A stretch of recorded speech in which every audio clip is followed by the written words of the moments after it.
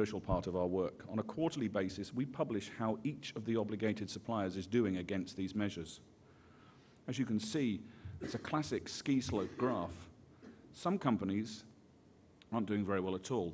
In fact, on the face of it, and I have to emphasize this is unverified data, though data that is provided by the companies themselves, and they have a legal obligation to provide truthful data, or is it perhaps not to knowingly provide false data, and this may well change as the external auditing process which begins this summer comes into play, but again, I wouldn't expect there to be significant variance. We've seen that some companies don't appear to be doing very much, some are beginning to approach it, but some companies are fantastically exceeding the relatively modest requirement the government have put in of achieving a 30% threshold of sustainability of biofuels supplied.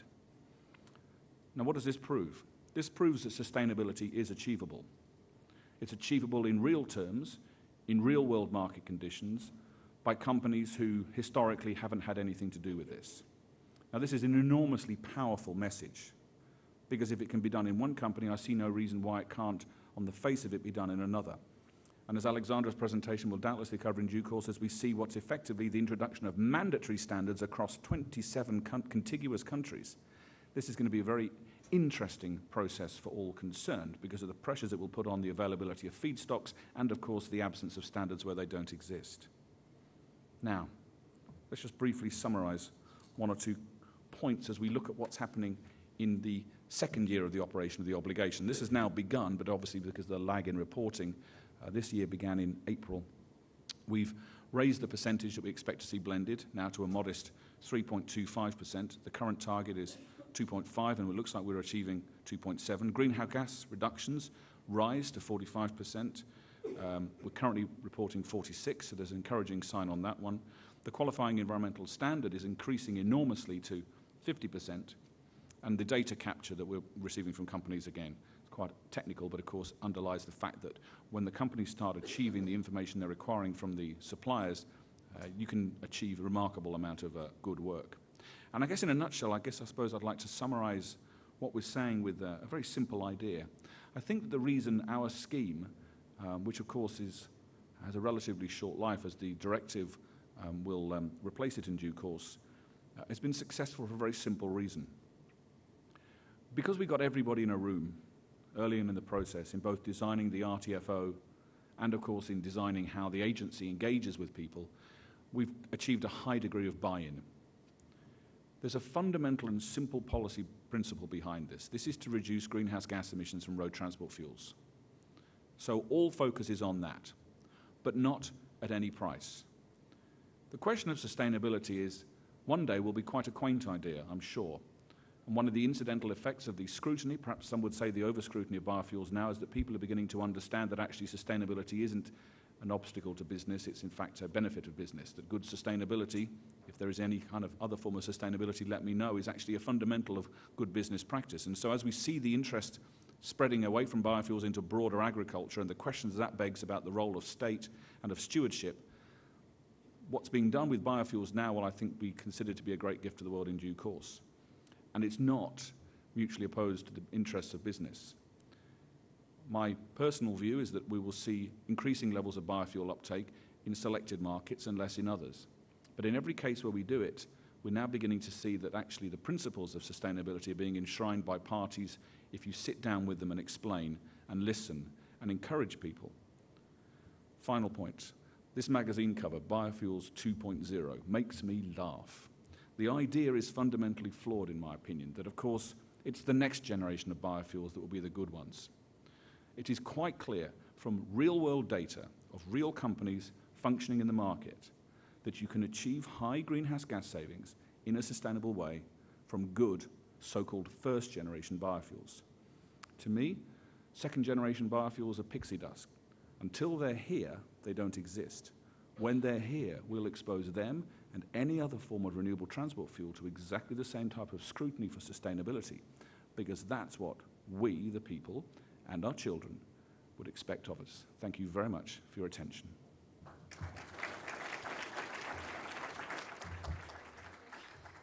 Very interesting presentation.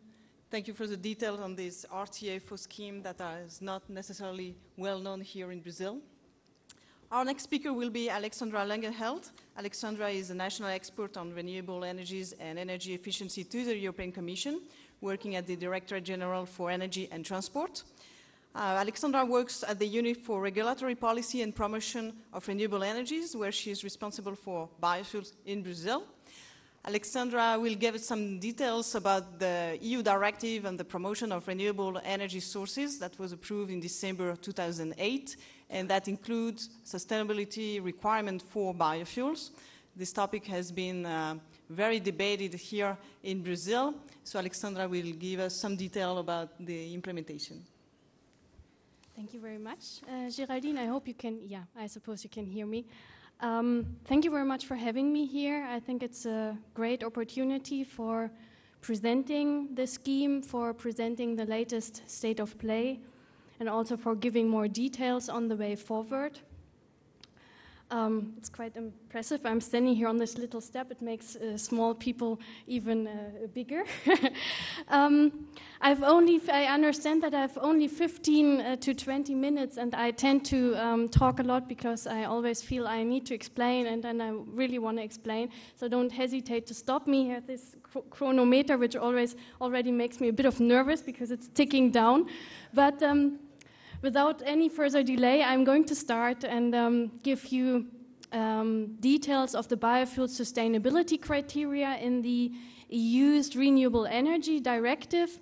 And what I will do is the following. I will put it into the broader context of European climate and energy policy. Apologies for those who having followed the process in much detail if this is a repetition, but I feel it's important to give the broader context and to put the whole policy into perspective. Afterwards, I will speak about the biofuels and the Renewable Energy Directive, then sum up the sustainability criteria and speak about the basic operation of the scheme. I will make the link to initiatives here in Brazil and also worldwide on voluntary certification schemes and what their role can be in this overall European policy context, and then go further, what are the next steps and how do we take this whole thing forward. As you all know, and this is very similar to the initiatives here in Brazil to promoting the sugarcane and the ethanol, it's the growing concern about security and continuity of oil and gas supplies, it's climate change, and it's also competitiveness. And this was a basic concern of European heads of states and governments at the end of 2005 and beginning of 2006.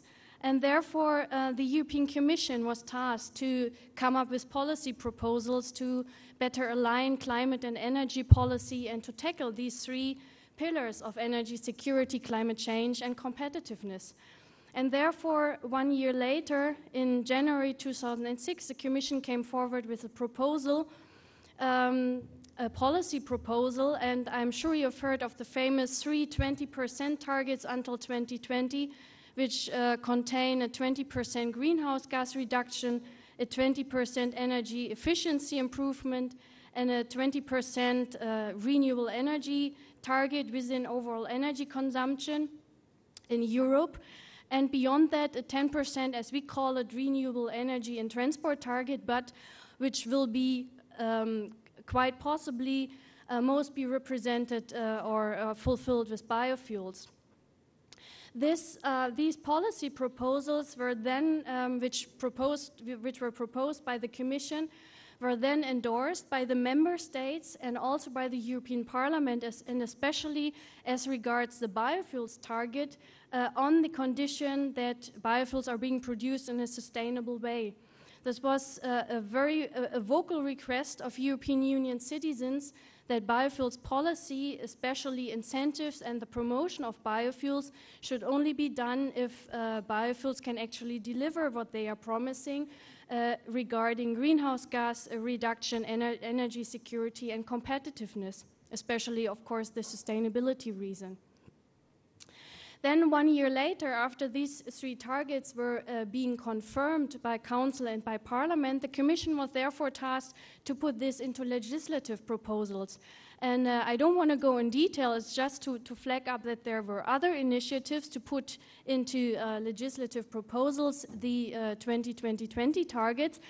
As regards the 20% renewable energy target, you have the Renewable Energy Directive, and therefore there you find also the 10% biofuels target and the sustainability scheme.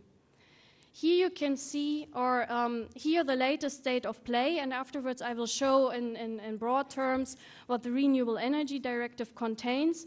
The Renewable Energy Directive has then been, after, as Géraldine already said, after tough negotiations over 1 year in 2008, finally been adopted by Council and by Parliament end of 2008. An agreement was finally reached between Council and between Parliament. In general terms, one can say that the Commission proposal, or the scheme as being proposed by the Commission, has been, the architecture is still maintained. And one can also say that biofuels have been one of the key political points. And in order to understand the final sustainability criteria, I think it's important to underline that that the result is a careful design of political compromise. And I think you always have to keep this in mind when looking into the sustainability criteria. Now, what we are doing next, and I will go a bit more into detail further on, is that the most important task is now to show that the scheme actually works, to set up a number of additional implementing provisions which are crucial for the implementation of the scheme, especially the biofuel sustainability scheme.